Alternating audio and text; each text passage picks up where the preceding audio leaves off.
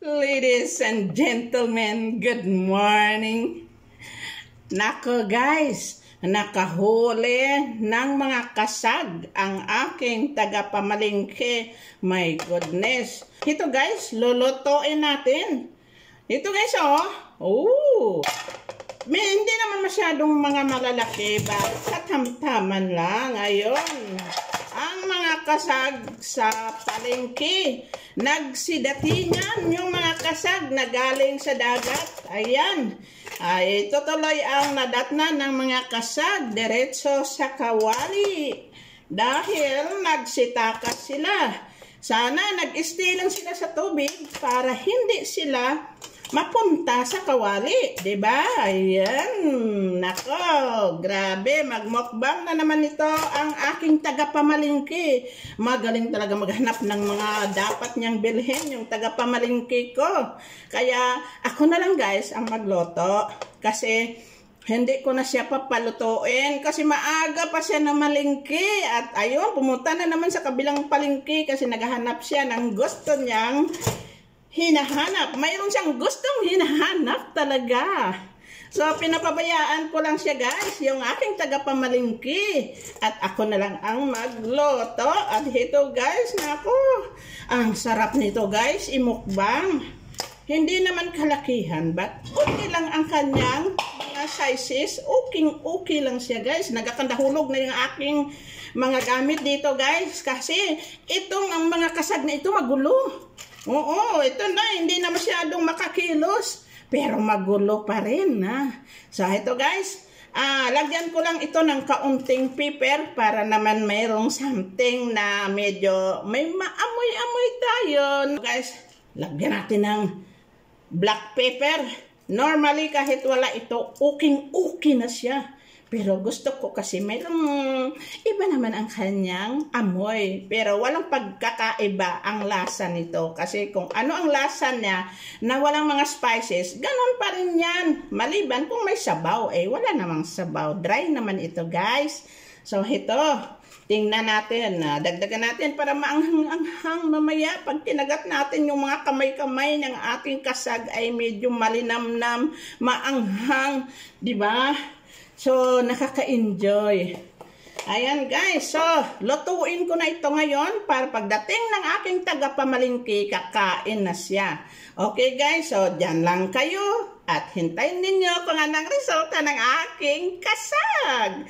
Ano kaya ang kulay ng kasag natin? Okay?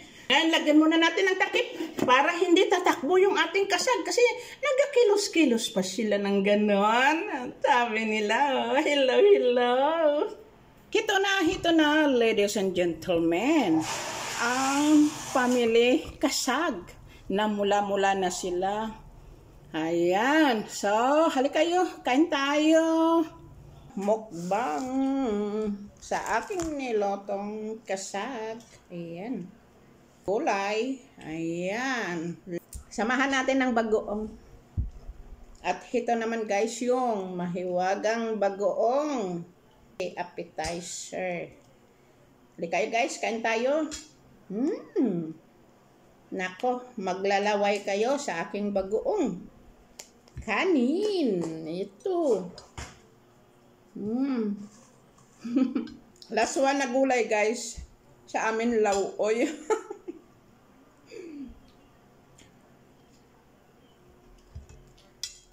Tingnan natin ito.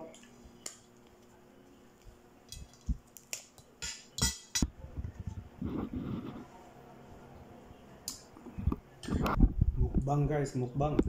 Ang sipag ng aking tagapamalingki. Kaya mayroon kaming mga ulam.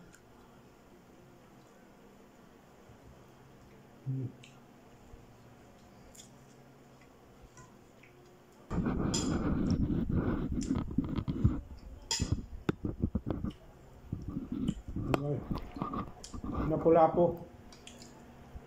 Sinabawan na isda.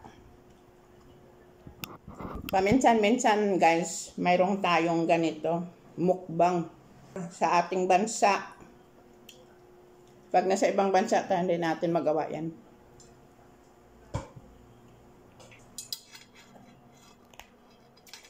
Diba? Hindi mabuksan. Wala. Ito na. Lukod.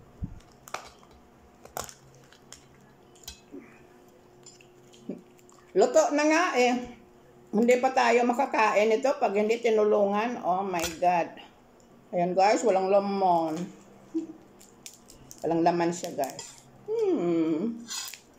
Ayan. Konti lang. Hindi maganda ang ano ngayon, yung mga kasag. Kaya nagsitaka sila kasi ayaw nila sa tubig kasi wala silang laman. So ayan guys. Paano kayo nito? Kakain na kami. Maraming salamat sa inyong lahat. Ciao!